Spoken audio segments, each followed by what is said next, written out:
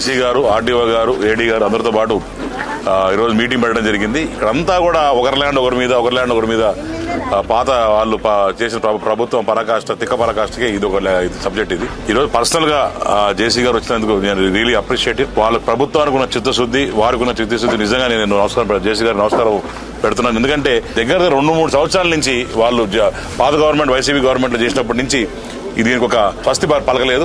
ఈ రోజు నా ఆలోచనతో జేసీ గారిని, ఆర్డీఓ గారిని, ఏడీ గారిని అందరూ పిలుచుకొచ్చి, డిస్ట్రిక్ట్ ఏడీ గారిని పిలుచుకొచ్చి కూర్చోబెట్టి వాళ్ళతో రైతులతో మాడిపించి వచ్చే నెల 1వ తారీఖు 2వ తారీఖు వాళ్ళు ఎప్పుడు కావాలన్నప్పుడు వచ్చి ఆర్డీఓ గారు, సర్వేయర్ గారు, డిస్ట్రిక్ట్ సర్వేయర్ గారు, లోకల్ సర్వేయర్స్ అందరూ కూర్చొని ప్రతి భూమి దగ్గరికి వెళ్లి ఆ భూమి ఎవరి పేరు మీద ఉంది, ఎన్ని గుంటలు ఉంది, ఎన్ని ఎకరాలను చూసుకొని అది అక్కడికక్కడే ఆన్లైన్ ఎక్కించుకొని ఎట్లా చేయాలనేది మొత్తం మార్చి 1 నెల నుంచి 45 రోజుల లోపల ఈ గ్రామంలో ఉన్న సమస్యలన్నీ కూడా దానికి ఫుల్ స్టాప్ పెట్టేదానికి ఈ రోజు జేసీ గారు స్వయంగా వచ్చారు. నిజంగా ధన్యవాదాలు. రీసర్వేలో వచ్చిన గ్రీవెన్సెస్ గురించి మాట్లాడాము. గౌరవ ఎమ్మెల్యే గారు ఇది చాలా సార్లు కలెక్టర్ గారికి, నా దృష్టికి తీసుకువచ్చారు. ఆయన చాలా దీని మీద దృష్టి పెట్టి అందరూ గ్రామం తరఫున అంతా కలెక్ట్ చేసి ఇచ్చారు. మనం అందరూ ఈ రోజు గ్రామ సభలో కూడా ఇదే డిస్కస్ చేశాము. 10 days తర్వాత మనం మళ్ళీ ఇది ఎక్సర్సైజ్ మొత్తం చేస్తాము. 45 days లో ఇది మొత్తం రిజాల్వ్ చేయడానికి మనం బాధ్యత తీసుకుంటున్నాము. మన ఏడీ సర్వే గారు, ఆర్డీఓ గారు కూడా ఈ గ్రామంలోనే వస్తూ ఉంటారు. ఖచ్చితంగా ప్రతి పొలంకి వెళ్లి